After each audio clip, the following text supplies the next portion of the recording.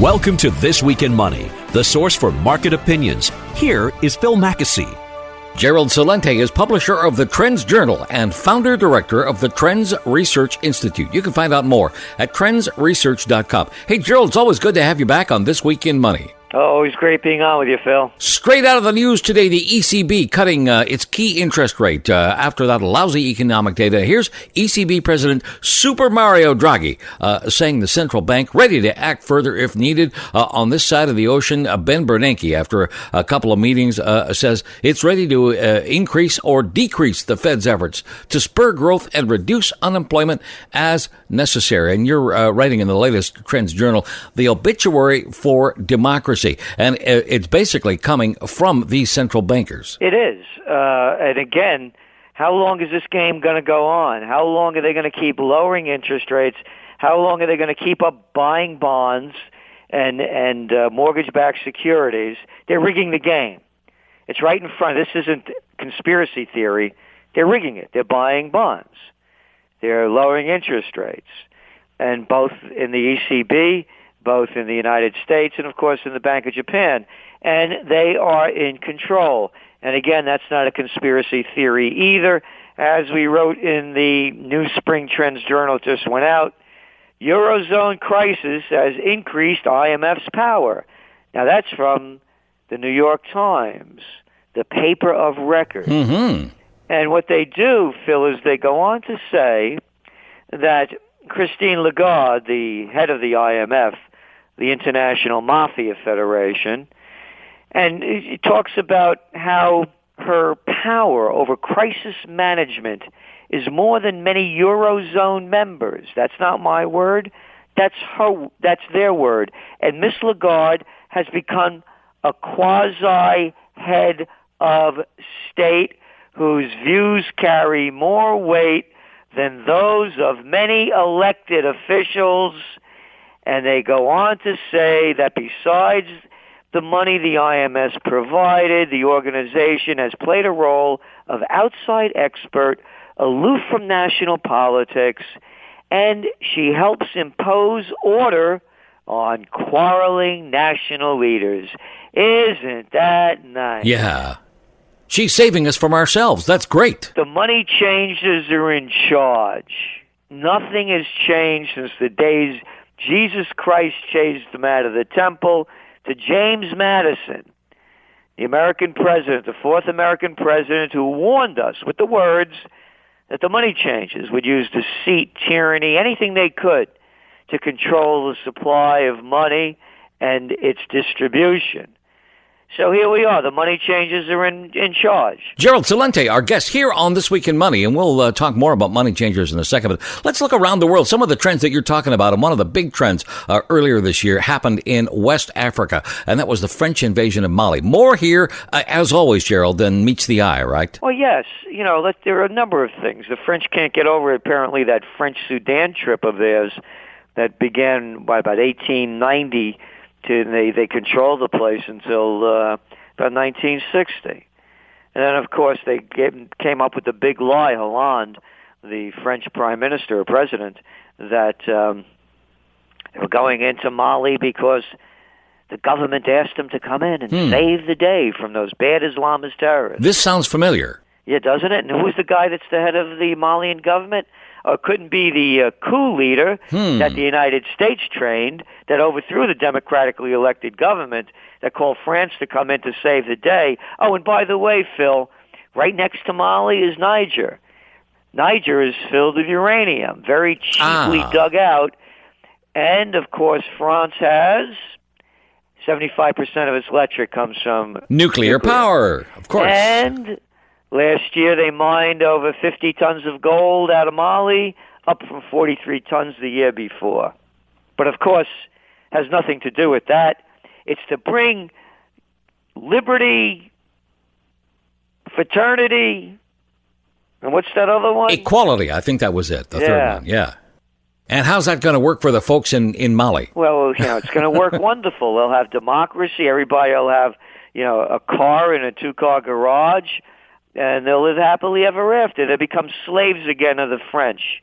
And as the French exploit all of their natural resources, Do you think the United States and NATO and those so-called coalition of the willing would have willingly invaded Iraq back in 2003 if it wasn't sitting on the world's second largest oil reserves, or Libya last year if Libya wasn't sitting on the most valuable sweet crude on the planet?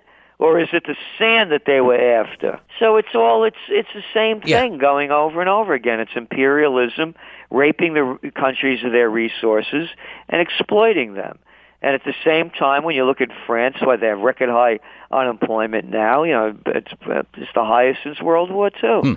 And the same thing throughout Europe. Same thing in the United States. But let's get the people's minds off these problems as the central banks continue to debase and devalue the currencies, and as unemployment continues to increase, and as economic conditions to continue to decline. Am I making that up? Nope. Just look at the data.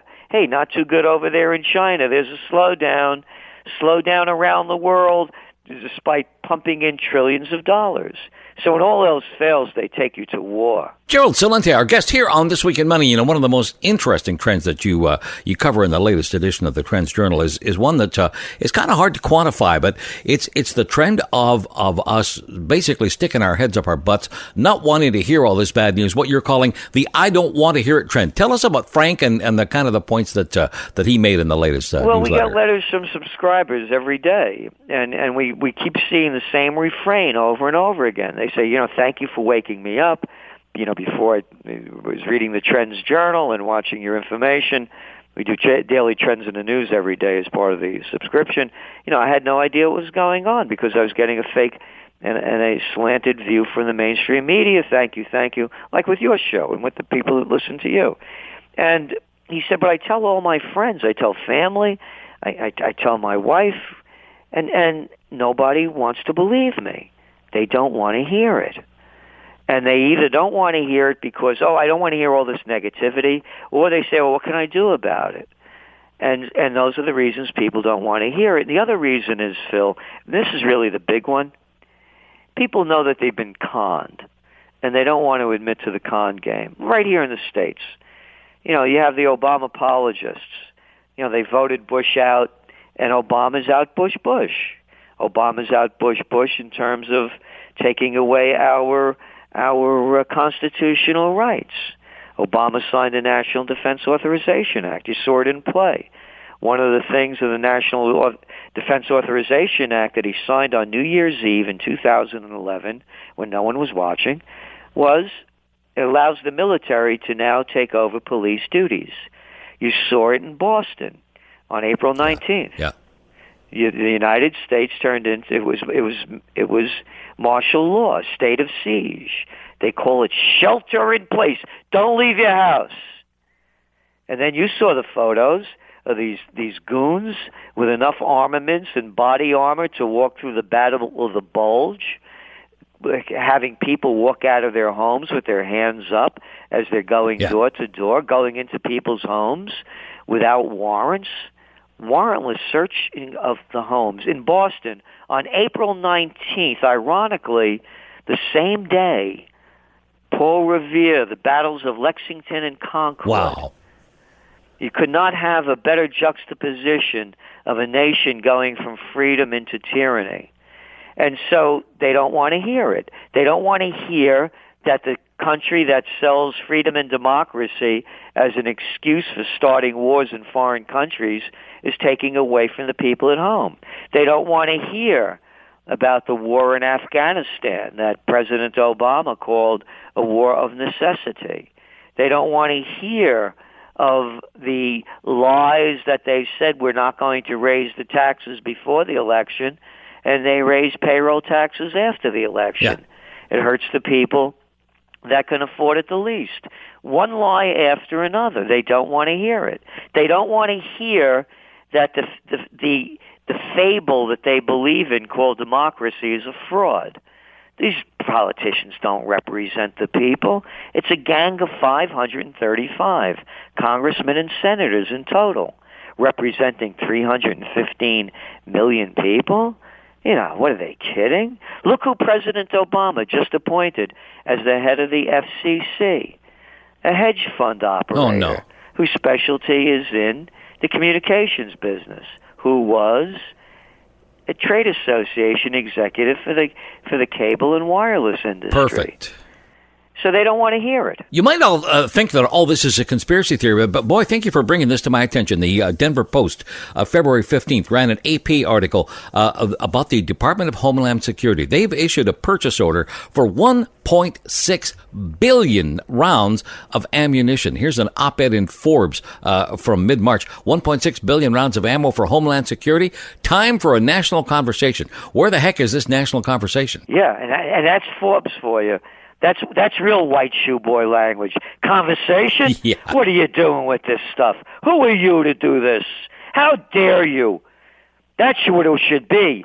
Arming yourself against the citizenry. And what they also, in these articles, they're hollow point bullets, many of them. Yeah. And these are against international law. But what does the United States care about international law or the Geneva Conventions? Hey, how about drones away? Hey, it's okay to blow up a family of Afghan children, 10 of them. But boy, oh boy, when something happens in America, how dare they? And, one of the things that they never talk about is how could any sensible adult not consider the fact that if you invade foreign countries, Iraq, for example, fought on fake reasons, no weapons of mass destruction or ties to Al-Qaeda, like Bush said, killing an estimated 1 million people, destroying the country. Then there's Afghanistan, drones in Pakistan, drones in Yemen. Now, let's just suppose that you, Philip, were a Iraqi, and your family was wiped out, your neighborhood destroyed, your country in shambles. You think you want to get even with the people that did it? It's called the Golden Rule. But in the United States, they don't see the other side of the rule. They only think that the people that have the gold rule. Gerald Celente, our guest here on This Week in Money. One of the other interesting trends that came from a subscriber who wrote to you and said, "Hey, I'm sick and tired of all this negative news. Tell me how you handle that, and tell me what you said. Tell me what the subscriber said, and tell me what you said to him." Well, what we said to him is that he only looks at the negative aspects, and he doesn't look at the positive. And it's the perfect example of the kind of people that don't want to hear the negativity, but yet they accept it from their politicians. We provide solutions. For example, in the last TrendsJournal, the winter edition, we had Gerald Celente's 4 Rules of Peace. If a country wants to go to war against another country, let the commander-in-chief lead the charge. And all those that voted for it in politics, let them go over and fight, or else shut your mouth. If you're in favor of it as a citizen, put up your money or put up your life. If you don't want to put up either, shut your mouth. Yeah. So we give a lot of examples. If, again, the golden rule, don't call them terrorists, call it getting even. Do unto others as you would have them do unto you. And we talk about direct democracy. To me, that's the only way out of this. It works in Switzerland. It's the richest country in the world. The food is good. Everybody has guns. They don't kill each other. And the people vote on all the major issues. If we could bank online, we could vote online. Sure. We do not have a representative form of government. One of the other trends that you're talking about is the bad news for today's millennial generation, young folks. Tell us about some of the trends you see affecting them. Well, look at these kids, particularly everywhere. Look at the unemployment rates of youth in Spain, in Portugal, in Greece, in Ireland. You're looking in Greece about 57%. You're looking in the Eurozone well above 25%. You're looking about in the States around 18%. And here are these kids, the ones that are educated, and let's remember most of them aren't. Only about a third of the adults get, any kind of college education. They're getting out of school deep in debt. They're holding $28,000, $30,000, $40,000, $50,000, $60,000 in debt. Getting out of school. Could you imagine what kind of country that we live in when they allow a kid to decide that they're going to take on mountains of debt, and they hoodwink their parents and even grandparents into signing and being responsible for these loans. And then when they get out of school with that degree in geography or history, or how about art history? Maybe you need a good degree in anthropology. That'll get you very far. And so what's happening, and these kids are getting out of school, they have no jobs. And the 50% that do have the ones that do have jobs, 50% of them are paying under living wages. And there's no jobs being created worth any money. And I'm, again, not making the number up. It's a fact. Since the Great Recession set in 2008, the jobs that have been lost, not only in the U.S., but in most of the West, have been middle-income paying jobs. Most of the jobs that have been created are low-paying jobs. You want to get a job as a bartender? I love the terms. Hospitality sector. Oh, yeah, making beds in hotels. Yes. For minimum wage. Yeah. And then health care. And the elder care, which, is you would think that should be paying a decent wage, being that they're taking care of people. They're not even paying the minimum wage.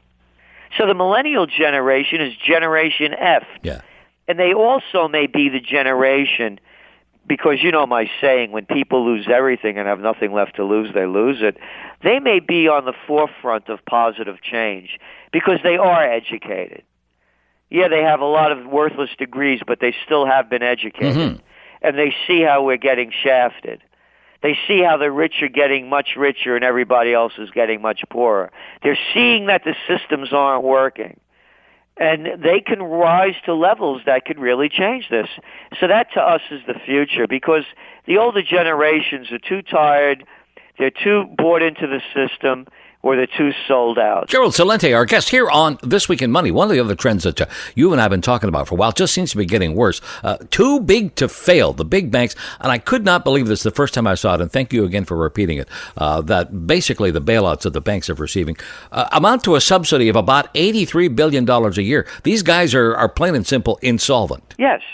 And then we heard from the United States Attorney General, again, the Obama apologist. This is the guy that Obama put in, saying in essence that the banks are too big, the too big to fails are too big to prosecute.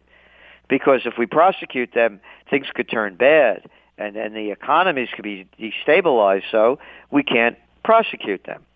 And when you think of the words too big to fail, and people say capitalism isn't working, it's not capitalism. In capitalism, there is no such thing as too big to fail. Everybody can fail.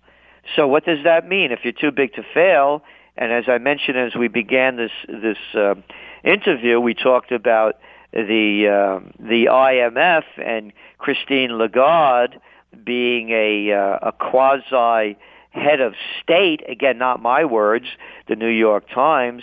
It's called fascism, the merger of state and corporate powers.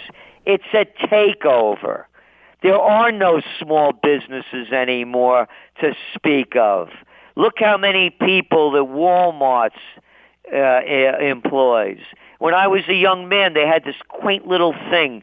They used to call them stationery stores. And there was one in every town, in every neighborhood virtually. Now we have Office Depot and Staples. They've taken over the whole sector. There used to be hardware stores. You hardly see them anymore. Now who is it? It's Home Depot and Lowe's.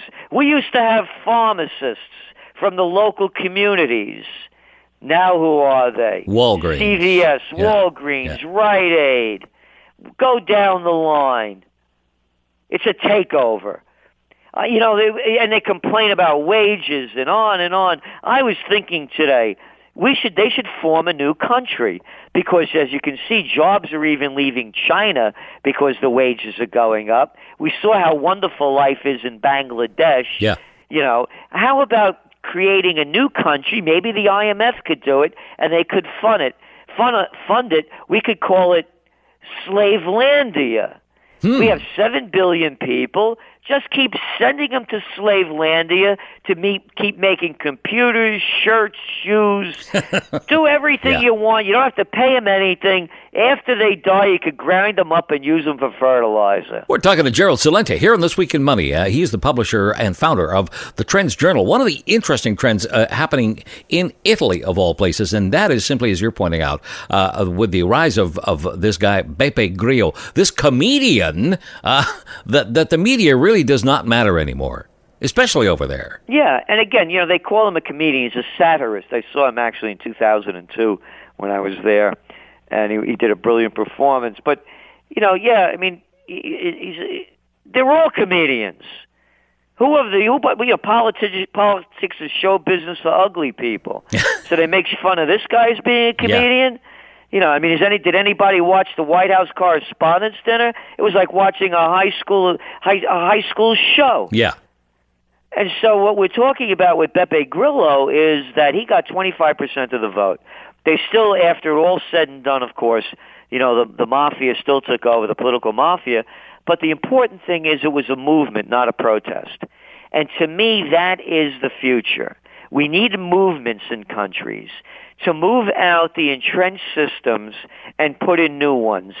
For us to acquiesce to political parties to run our lives is a dehumanizing and humanly degrading act of submission. How could any self-respecting adult look up to a politician? How could any self-respecting adult go to these rallies, cheer, and defend their man or woman of a political party? I'm a political atheist, Phil. I don't believe in people's religions, and I certainly won't bow to a political god. And I come from an experience in the field. Without going into all the details, at 23 years old, I was the assistant to the Secretary of the New York State Senate and spent several years in Washington, D.C. as a government affairs specialist for the chemical industry. So I know what it looks like. We're talking to Gerald Celente here on This Week in Money. Another trend that we've been kind of watching unfold in front of us, the huge disconnect, Gerald, especially this year, between Wall Street and Main Street. We're treated daily to new records on the Dow. Unfortunately, no such new records happening out there in the real world. And again, to backtrack and move forward, you were saying, how we wrote about the media didn't matter with Beppe Grillo.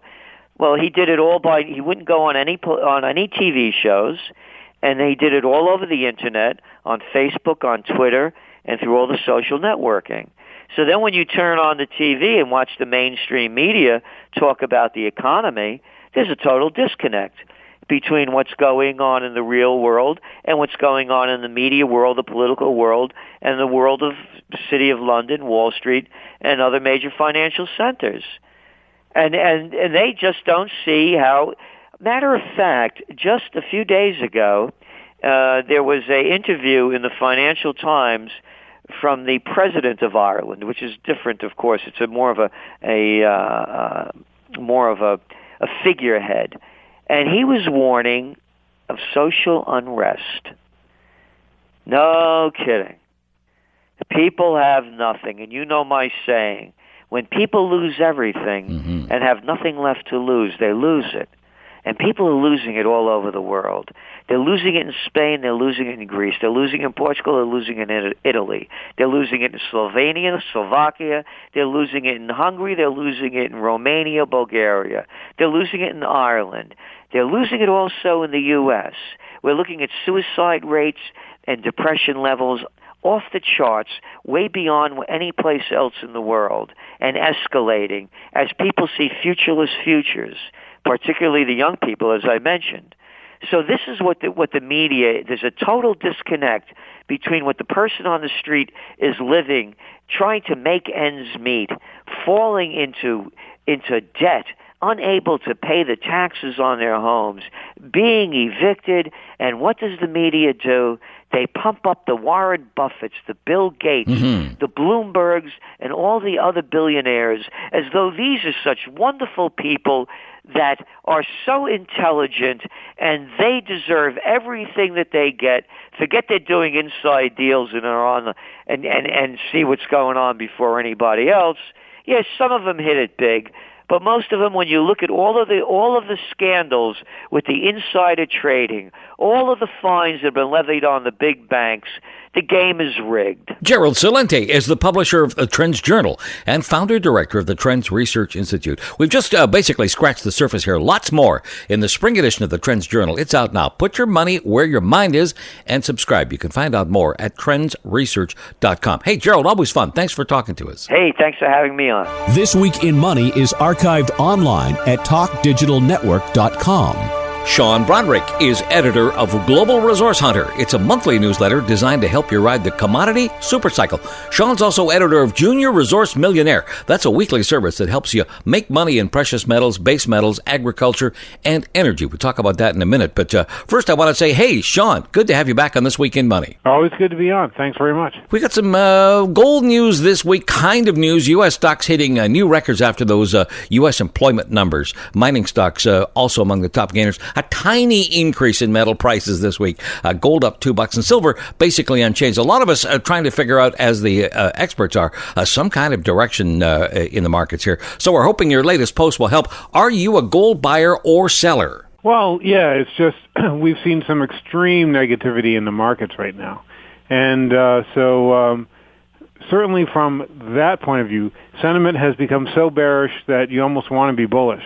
Now, I can understand why some people wouldn't want to be bullish because they're afraid that we could see a dip down to, say, 1,100 or so in gold. That's probably the deepest forecast I've seen that I actually think is possible.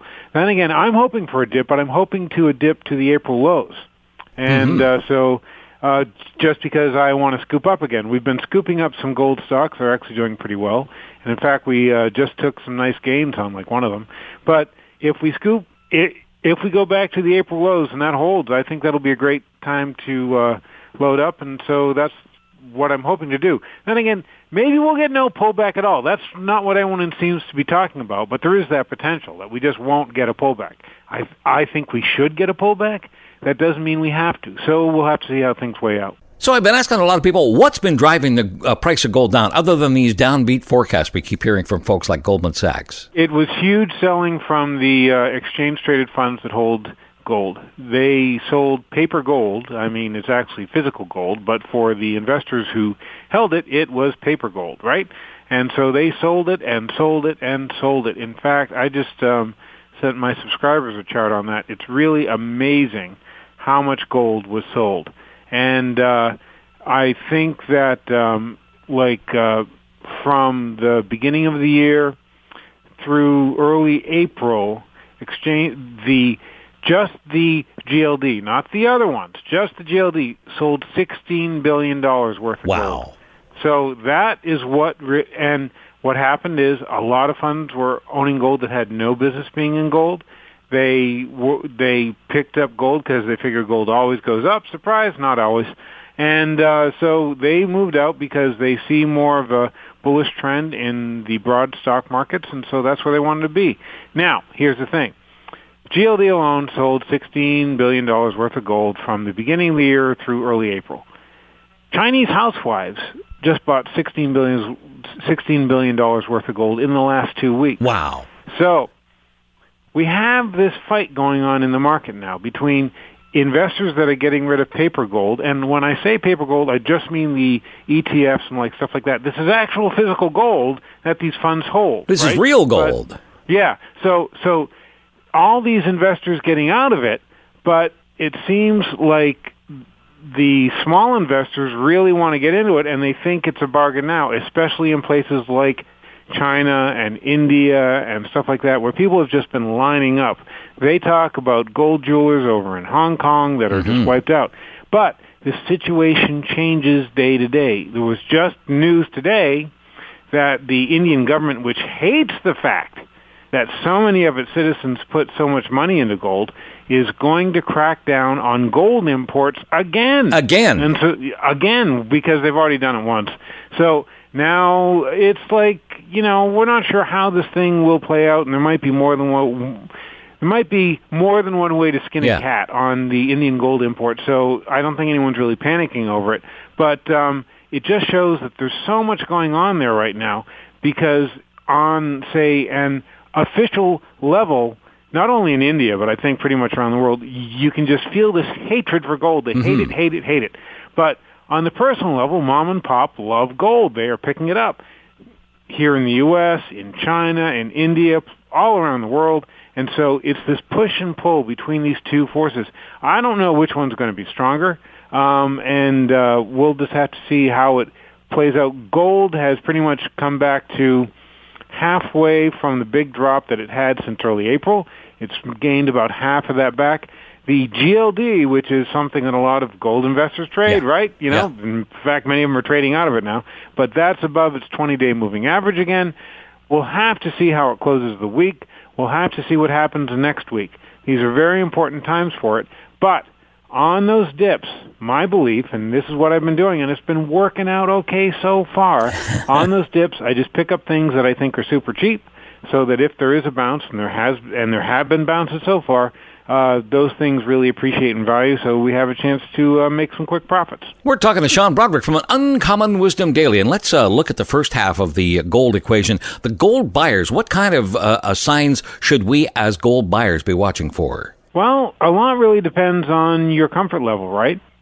You have to know at what price you are willing to buy gold, but certainly keep an eye on the activity in China, in India, in places like that, where there is tremendous physical demand for gold from the mom-and-pop investors. However, that demand is price sensitive.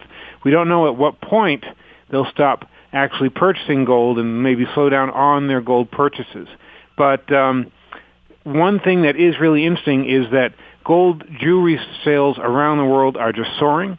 And in the past, we have seen a very connected relationship between the amount of gold jewelry sold and the price of gold. When they sell more gold jewelry, the price of gold usually goes up. When the price of gold goes up too high, jewelry sales usually fall. Okay. So now we seem to be on that, beneficial trend where there's a lot of jewelry being sold, so that should lead to higher prices.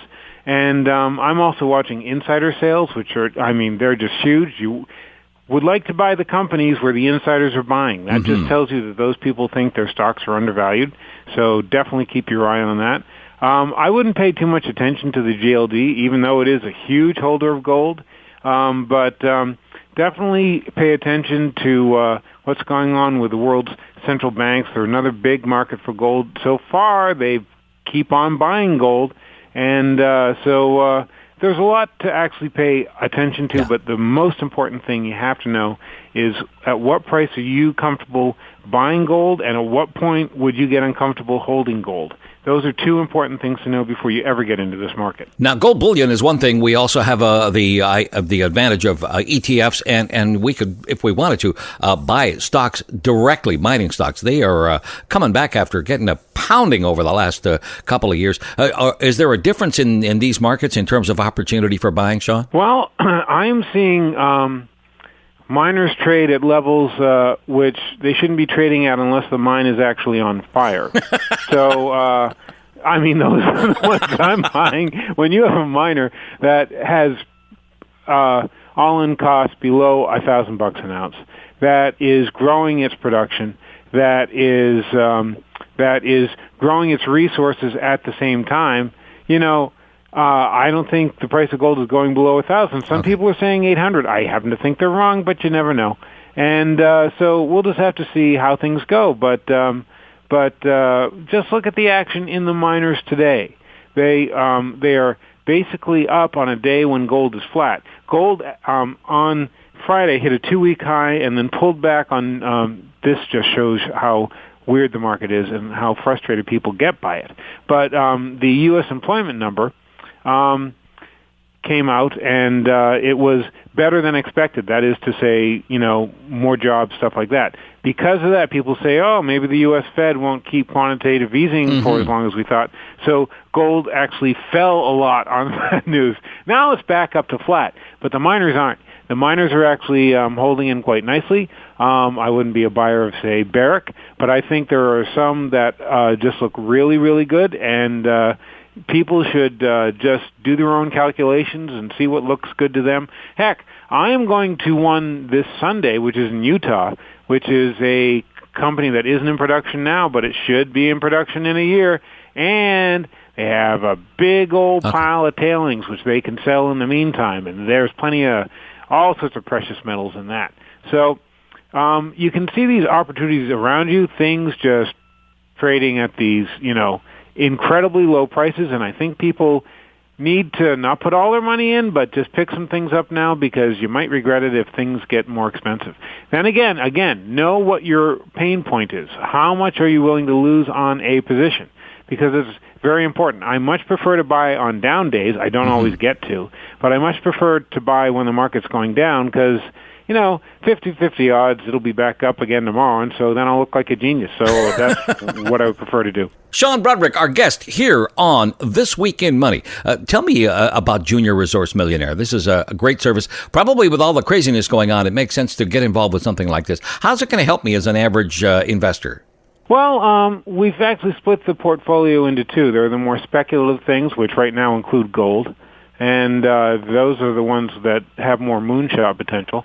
And then we have what's called the resource riches portfolio, which is ones that are, most of those are in energy, though. We also have water and stuff like that. Those pay nice dividends and I think, undervalued plays with some really long-term trends that will really play into their favor. And, for example, I like pipeline stocks. It may interest you to know that Saudi America, as I call it, and I'm not the only one who calls it that, which is Canada, the U.S., and Mexico, has outproduced the real Saudi Arabia for the past 3 months, actually produced more oil. And so all that oil has to be put through a pipeline somewhere unless it's being carried on a rail car. And I also like railroads for that matter.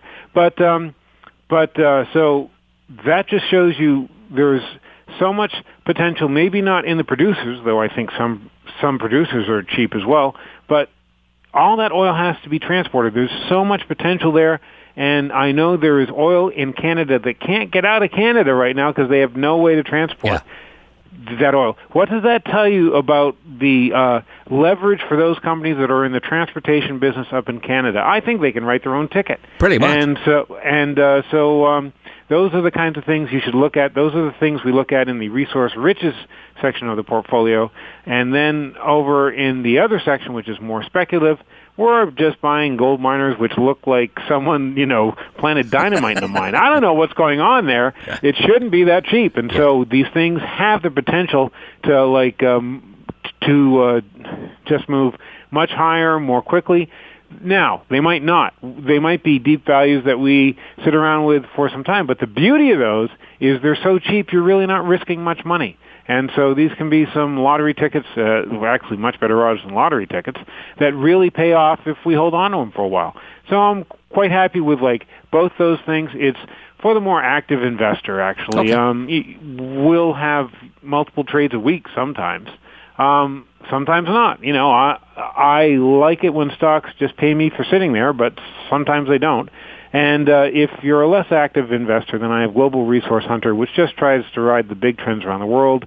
Monthly newsletter, not nearly as pricey, and certainly affordable. And those recommended positions, they're just doing great because we're just riding the big trends, and it's so nice to look like a genius when you're on the right side of the market. But you have to remember that you're on the right side of the market. It's just I picked things that worked out extremely well. Things like pipelines, things like coal, things like healthcare or real estate, which is, we could actually get into that whole thing. Mm-hmm. Things like food. There are places in the market which have these huge trends that are working for them. And so in Global Resource Hunter, we really, really ride the big trends.